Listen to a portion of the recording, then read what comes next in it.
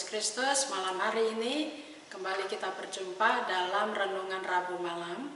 Dan tema kita hari ini adalah pikirkanlah semua yang positif, yang terambil dari Filipi pasal 4 ayat 8 sampai ayat 9. Sebelum kita bersama-sama merenungkan firman Tuhan, mari kita berdoa. Tuhan, kami datang kepadamu dalam kerinduan kami untuk merenungkan firman-Mu. Kiranya Engkau membuka hati kami agar kami mengerti apa yang Kau kehendaki, dan firman Tuhan memotivasi kami untuk memperlakukannya dalam hidup kami setiap hari. Bersabdalah ya Tuhan, anak-anak-Mu sedia mendengarkan firman-Mu. Amin. Saya akan membacakan bagi Bapak Ibu sekalian Filipi pasal 4 ayat 8 sampai ayat yang ke-9. Yang menyatakan demikian. Jadi akhirnya saudara-saudara, semua yang benar, semua yang mulia, semua yang adil, semua yang suci, semua yang manis, semua yang sedap didengar, semua yang disebut kebajikan dan patut dipuji, pikirkanlah semuanya itu. Dan apa yang telah kamu pelajari, dan apa yang telah kamu terima, dan apa yang telah kamu dengar, dan apa yang telah kamu lihat padaku, lakukanlah itu, maka Allah sumber damai sejahtera akan menyertai kamu. Saudara-saudara, demikian firman Tuhan. Saudara, ada sebuah ungkapan yang menyatakan fides quaerens intellectum, yang artinya bahwa iman adalah mencari pengertian. Waktu saya vikaris, mentor saya selalu menasihati saya, vikaris ini seorang pemikir. Namun jangan hanya berpikir tentang jemaat, tetapi lakukanlah apa yang vikaris pikirkan. Berpikir tanpa melakukan bukanlah sebuah kemajuan. Nasihat ini saudara-saudara mengandung makna yang dalam untuk menjalani kehidupan sebagai seorang pelayan. Ungkapan ini atau nasihat ini senafas dengan pesan firman Tuhan yang menyatakan bukan hanya menjadi pendengar, tetapi harus menjadi pelaku firman. Mendengar tanpa melakukan bukanlah iman. Wujud atau bentuk iman adalah perbuatan. Ayat bacaan kita hari ini adalah sebuah nasihat yang diberikan Paulus kepada jemaat di Filipi, dan Paulus memberitahukan kepada jemaat Filipi bagaimana caranya orang percaya berpikir dan bertindak. Oleh karena apa yang ada dalam pikiran akan tampak atau muncul melalui karakter atau perilaku seseorang.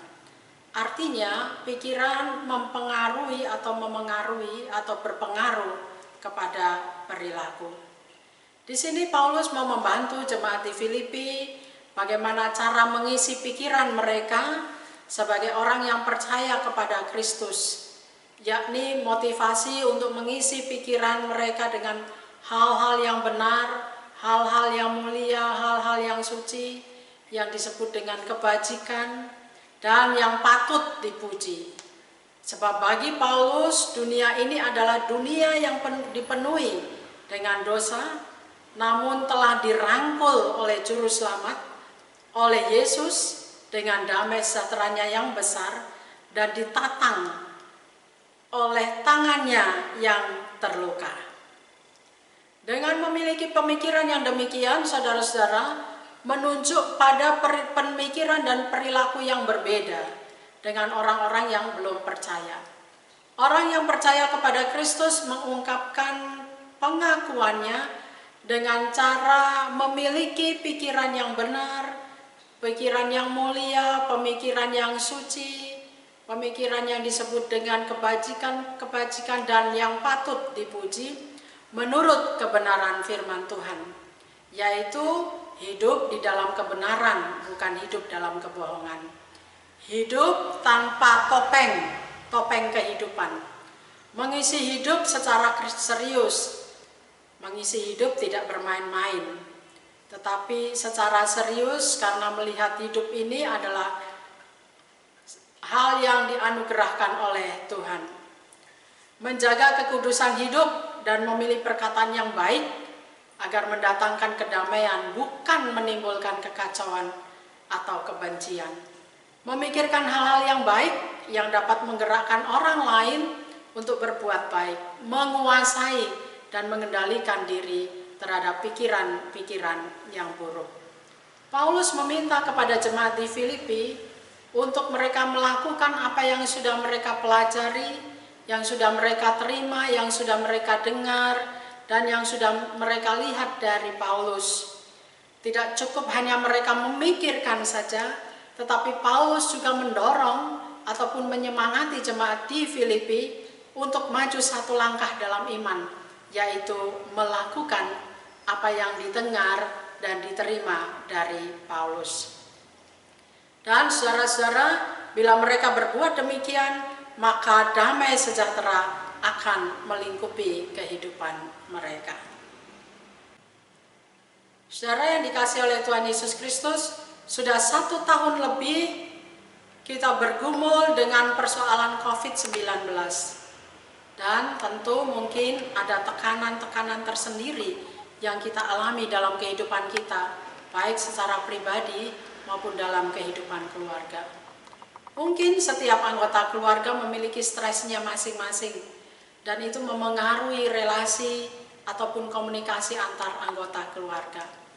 Mungkin juga keadaan emosional kita menjadi labil karena tekanan-tekanan yang kita alami yang ada di dalam diri kita. Firman Tuhan hari ini memberikan nasihat kepada kita.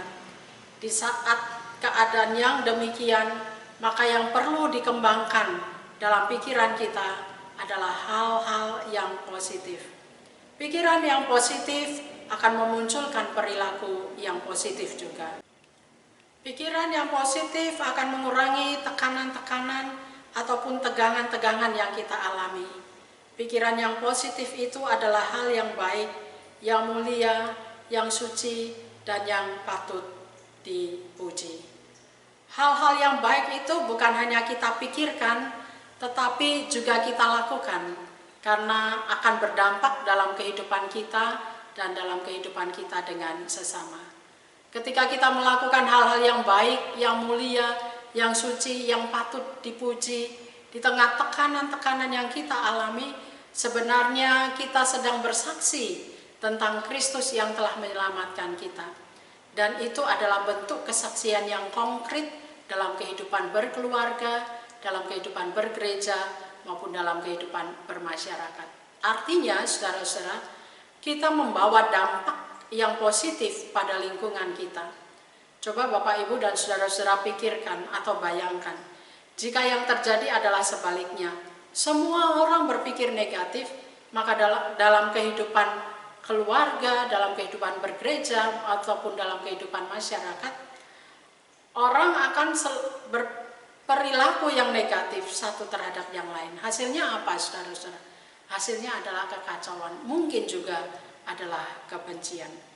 Namun, jika yang dikembangkan dalam kehidupan keluarga, dalam kehidupan bergereja, maupun dalam kehidupan bermasyarakat adalah pikiran yang positif, maka firman Tuhan hari ini menyatakan bahwa damai sejahtera akan dinikmati, baik di dalam kehidupan keluarga, bergereja, maupun dalam kehidupan bermasyarakat. Saudara-saudara yang dikasihi Tuhan, jangan biarkan sampah-sampah masuk di dalam pikiran saudara. Putuskan juga hari ini untuk mengisi pikiran-pikiran saudara dengan hal-hal yang positif, yang dimulai dengan cara menyukai membaca Alkitab, memfilter buku-buku yang dibaca, menonton film-film yang diseleksi, mendengarkan musik-musik yang menimbulkan atau memunculkan pikiran-pikiran yang positif dalam diri kita, menseleksi atau memilih berita-berita yang kita baca di medsos yang menolong kita untuk membangun pikiran yang positif. Cara-cara yang demikian saudara menolong kita untuk berpikir positif dan berperilaku positif. Saudara-saudara yang dikasihi oleh Tuhan Yesus Kristus, kembangkanlah pikiran yang positif dalam kehidupan berkeluarga maupun dalam kehidupan bergereja dan bermasyarakat. Maka yang akan kita terima atau kita rasakan dalam kehidupan kita adalah damai sejahtera. Damai sejahtera akan melingkupi kehidupan saudara. Tuhan memberkati. Amin. Mari saudara-saudara yang dikasihi oleh Tuhan Yesus Kristus, setelah kita merenungkan firman Tuhan pada malam hari ini, kita akan menikmati waktu istirahat kita dan sebelumnya kita berdoa. Mari kita berdoa. Sapaan firman-Mu menguatkan kami untuk kami senantiasa memiliki aura yang positif di dalam hidup kami, sehingga kehadiran kami di tengah-tengah bersama dengan sesama menolong kami untuk dapat mendatangkan damai sejahtera. Hadirkan kami Tuhan sebagai pribadi-pribadi yang selalu memancarkan kasih-Mu lewat perilaku kami, tutur kata kami. Dan kami bersyukur bahwa kami dapat beraktivitas, kami dapat bekerja, kami dapat melaksanakan tugas kami dari pagi hingga sore hari, dan malam hari ini kami dapat bersama-sama dengan keluarga berkumpul menikmati firman-Mu melalui perenungan malam hari ini. Dan kami akan istirahat Tuhan, kiranya Tuhan menolong kami, menjagai kami dalam waktu istirahat kami, sehingga esok hari kami dapat bangun dengan kondisi tubuh yang baik, yang sehat, yang segar, dan kami dapat melakukan tugas dan tanggung jawab kami. Jagai rumah tempat kami tinggal Tuhan,